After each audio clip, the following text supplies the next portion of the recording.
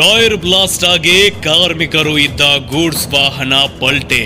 ಅಥಣಿ ತಾಲೂಕಿನ ಯಂಕಚ್ಚಿ ಯಲಿಹಡಲಗಿ ರಸ್ತೆ ಮಧ್ಯ ಮಾರ್ಗದಲ್ಲಿ ಘಟನೆ.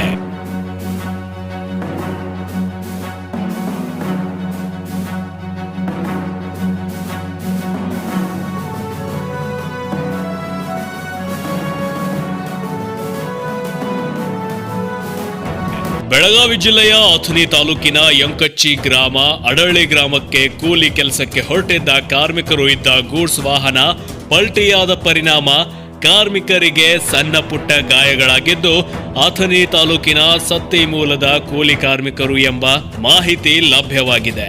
ಸ್ಥಳಕ್ಕೆ 108 ಸಿಬ್ಬಂದಿಗಳು ಆಗಮಿಸಿ ಕಾರ್ಮಿಕರ ರಕ್ಷಣೆ ಮಾಡಿದ್ದು ಗಾಯಾಳುಗಳನ್ನ ಚಿಕಿತ್ಸೆಗಾಗಿ ಅಥಣಿ ಸಾರ್ವಜನಿಕ ಆಸ್ಪತ್ರೆಗೆ ರವಾನೆ ಮಾಡಲಾಗಿದೆ. ಘಟನಾ ಸ್ಥಳಕ್ಕೆ ಐಗಳಿ ಪೊಲೀಸರು ಭೇಟಿ ನೀಡಿ ಪರಿಶೀಲನೆ ನಡೆಸಿದ್ದಾರೆ.